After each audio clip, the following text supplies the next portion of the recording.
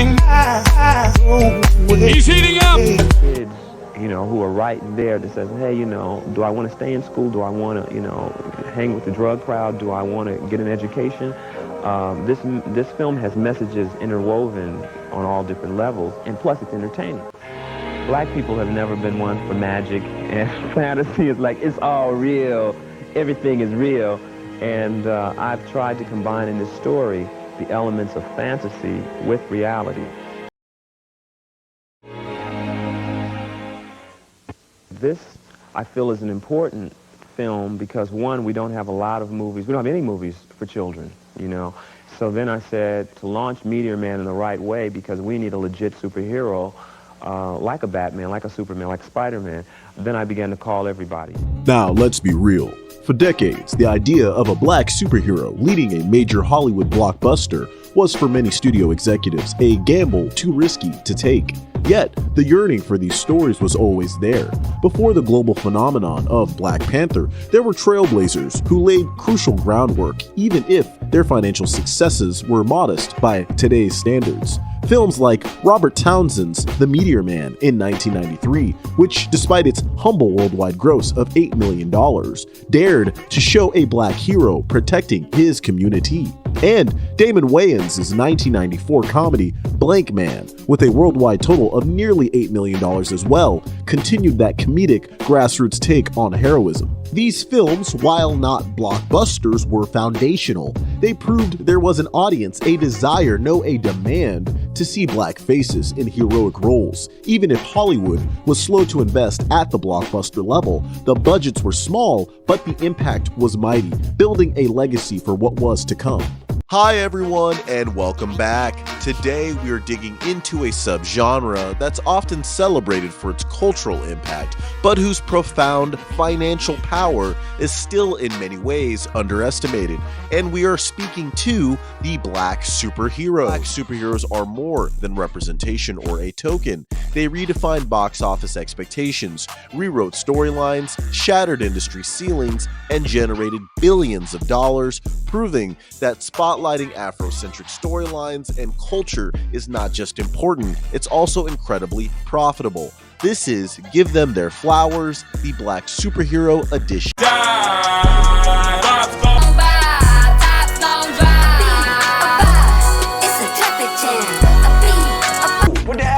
The Perspective Reports show. Night at 9:30, 8:30 Central.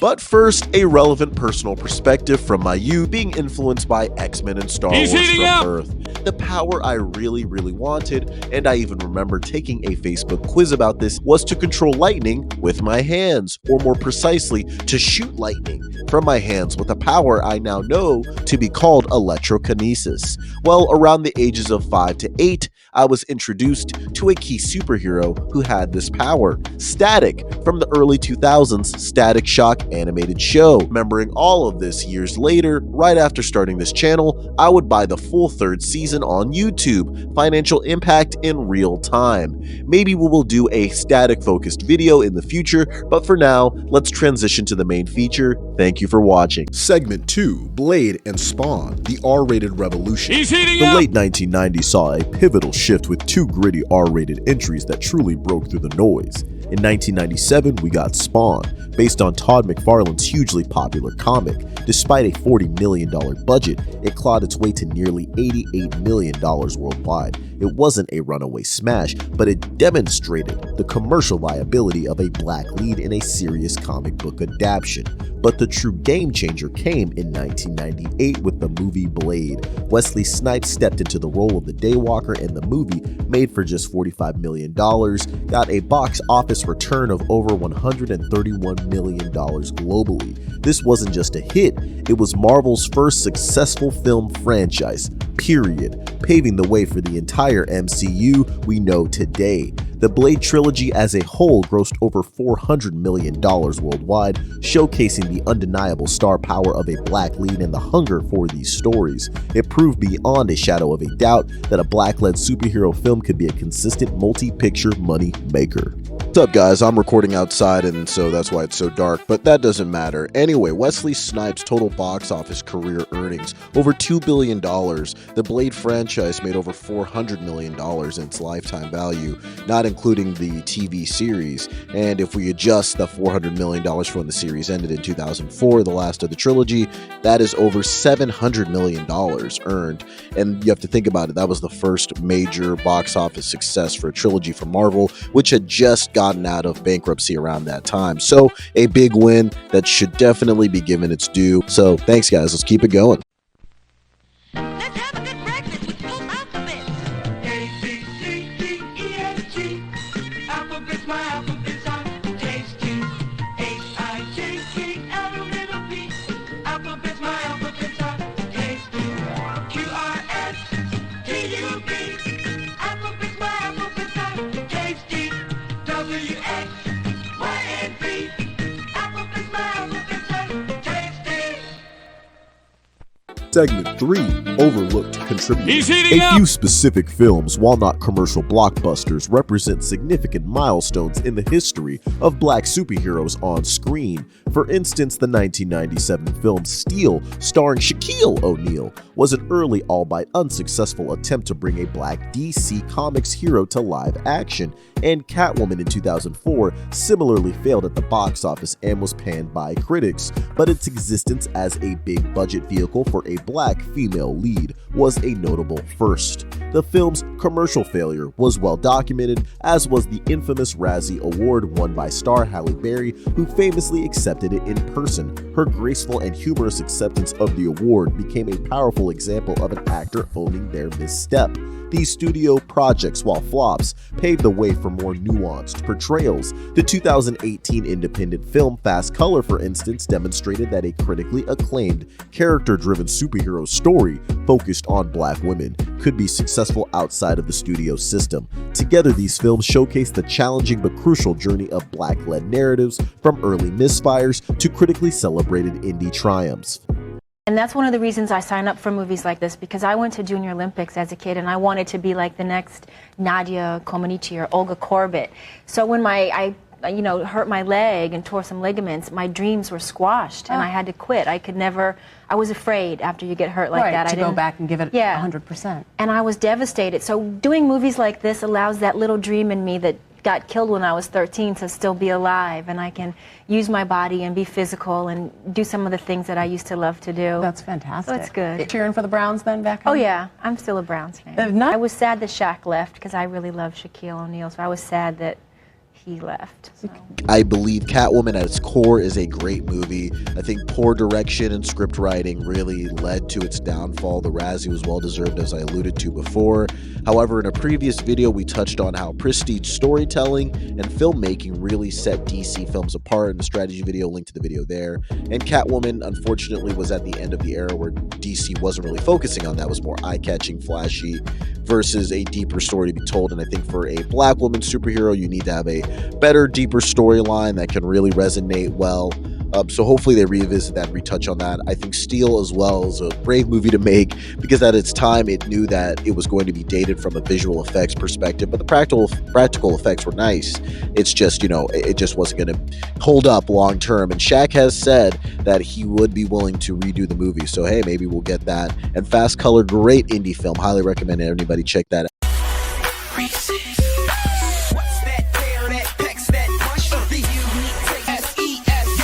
It's the perfect combination of peanut butter and chocolatey flavor. Reese's Puff Cereal, part of a complete breakfast.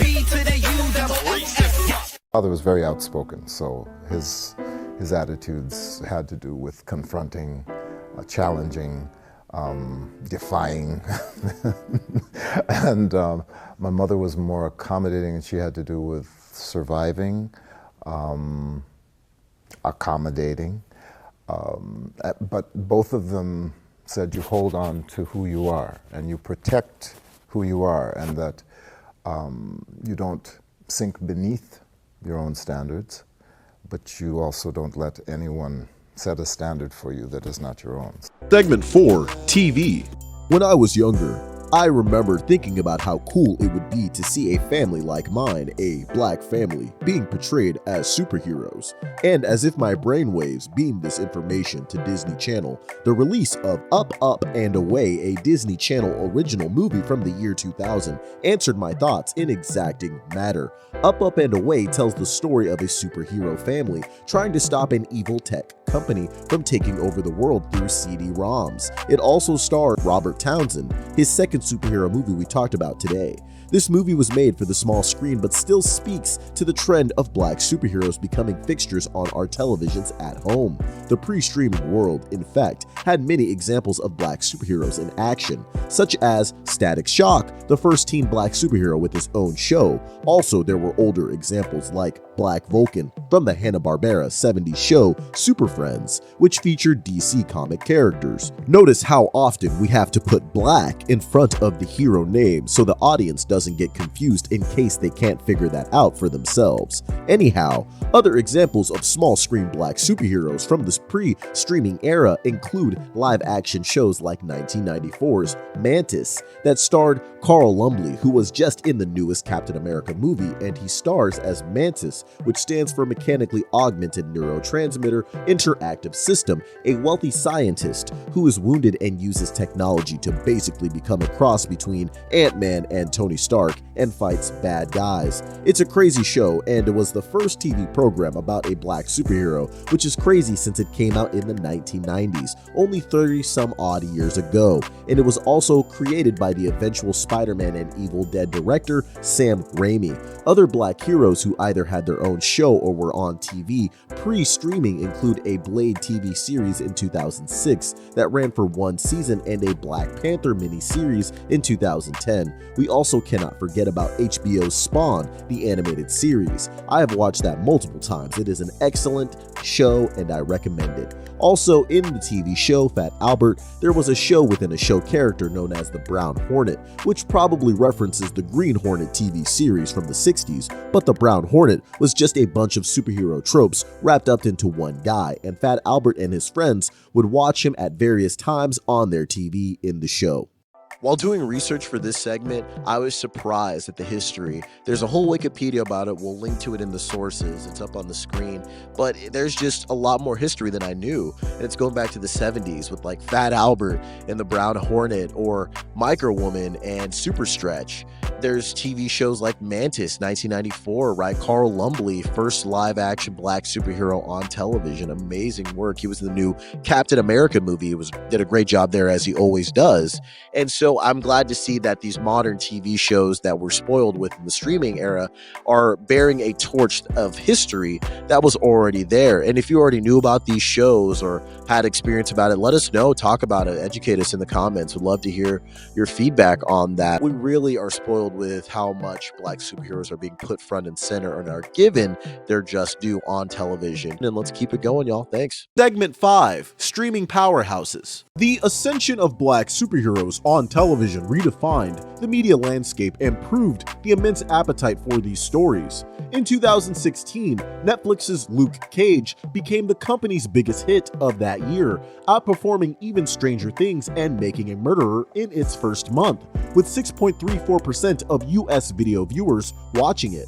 The revolution continued with Disney Plus's The Falcon and the Winter Soldier, which had the most watched debut on the service at that time, racking up an astonishing 495 million minutes of viewership in its first weekend alone. The global triumph signaled that a black Captain America was not only embraced, but celebrated. The trend also succeeded on network television, as the CW's Black Lightning premiered in 2018 to 2.3 million viewers, the network's best series premiere in 2 years. The show was also a critical darling, earning a 92% critic score on Rotten Tomatoes. CW's Batwoman also made an impact by featuring Ryan Wilder, the first black Batwoman in live action. Her portrayal was significant for expanding on-screen representation, and the show received several award nominations from organizations like GLAAD Media Awards and Autostraddle Gay Emmys for its portrayal of LGBTQ+ characters. These series collectively demonstrated the widespread audience and critical appreciation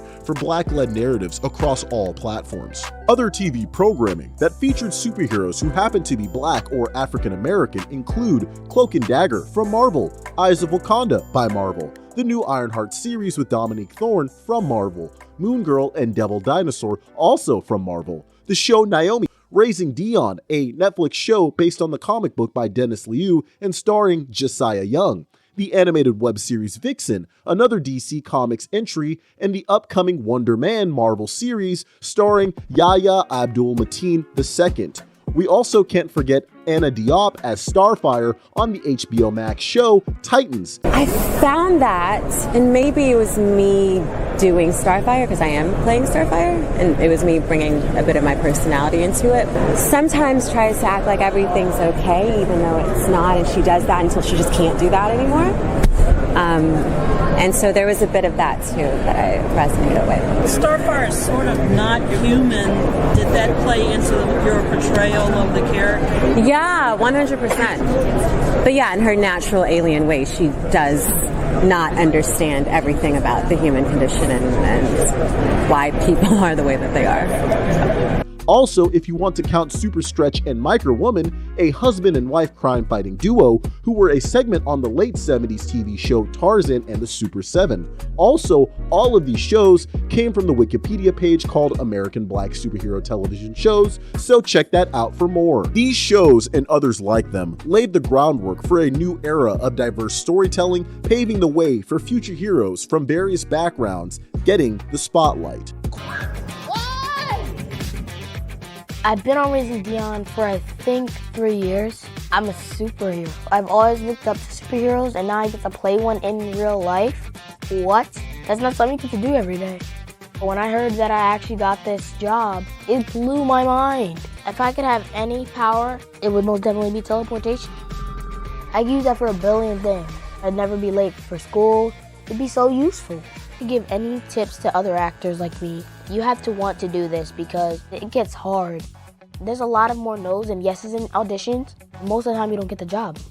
But you know what? It's that one silver lining, that shard of hope, that one piece of you that will not let you stop. You just gotta keep fighting even when it gets tough. In the end, that's gonna pay off greatly. So quick relevant story about how I first saw Black Panther. Let's roll back to 2018. I was living in Chicago, working, living life. I hadn't seen Black Panther yet, but what I had seen was so many ads building up, literally from like January onward, through February when it released, even before that a little bit.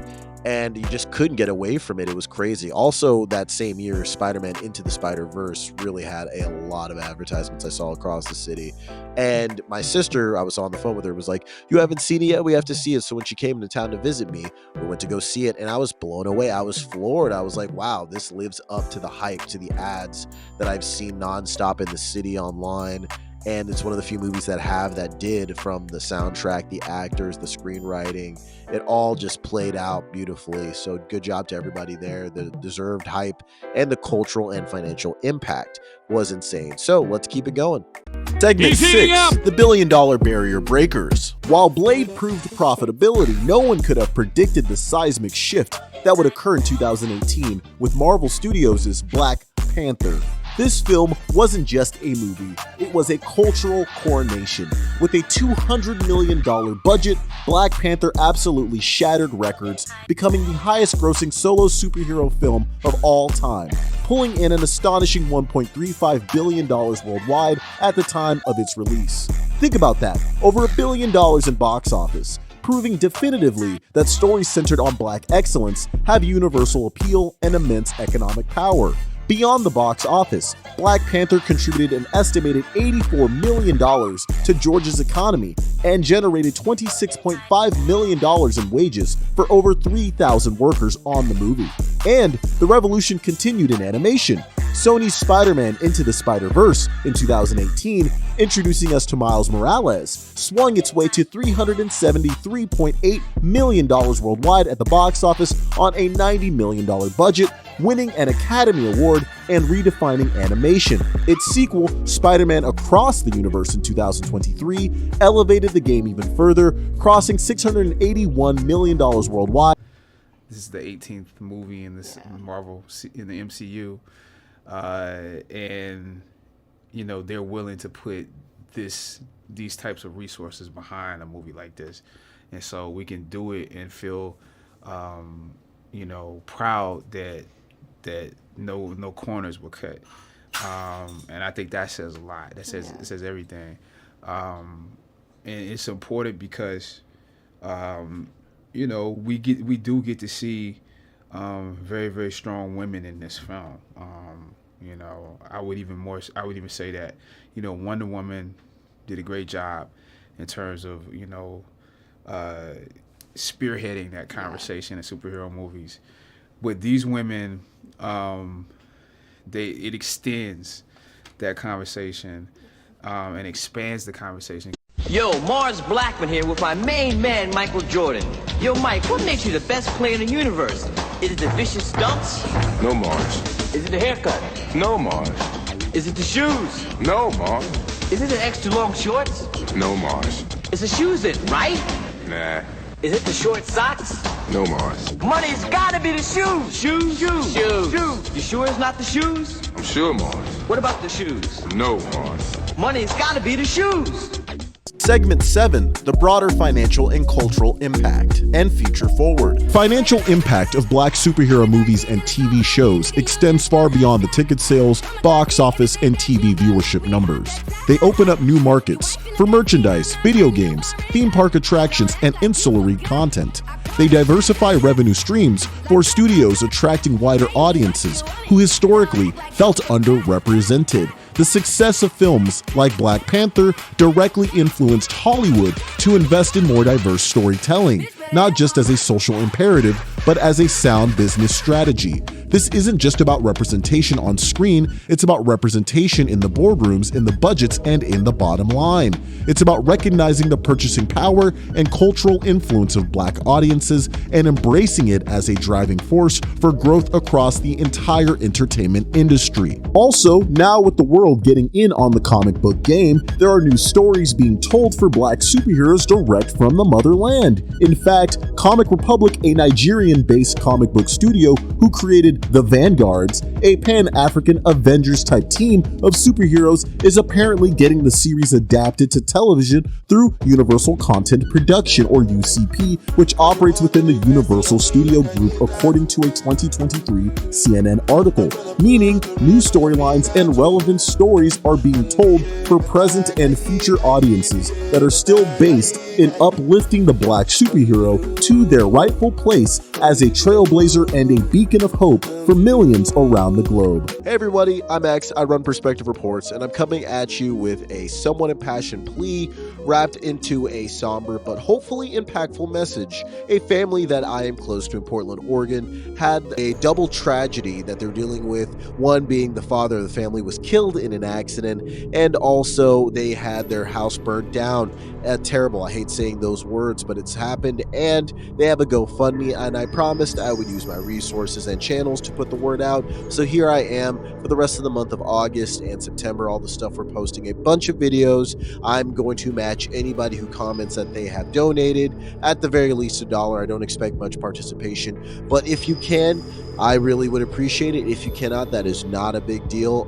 Please just, appreciate anybody who could, help out if they can. And thank you so much for watching. If you're part of the community, and I just want to let you know you matter, and thank you so much. Appreciate everybody who's out there who's listening to this crazy man yell into a microphone. Let's get back to the video and we'll finish it out right here. So the next time someone talks about the superhero movie genre and TV shows, remember the journey of the Black superhero. Remember that they weren't just about capes and powers. They were also about breaking down barriers, challenging perceptions, and yes, generating massive wealth. From the early trailblazers who paved the way to the billion-dollar blockbusters that reshaped Hollywood, these films proved that diverse storytelling isn't just a niche, it's a global economic powerhouse engine. So let us not remember Black superhero movies and TV shows just for the heroes they gave us, but for the profound business and financial impact that they had on the global entertainment economy.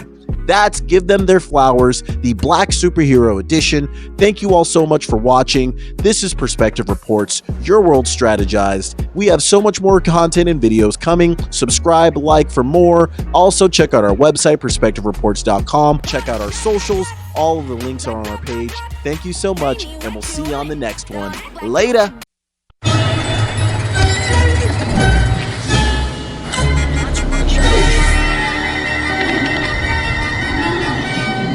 Perspective Reports.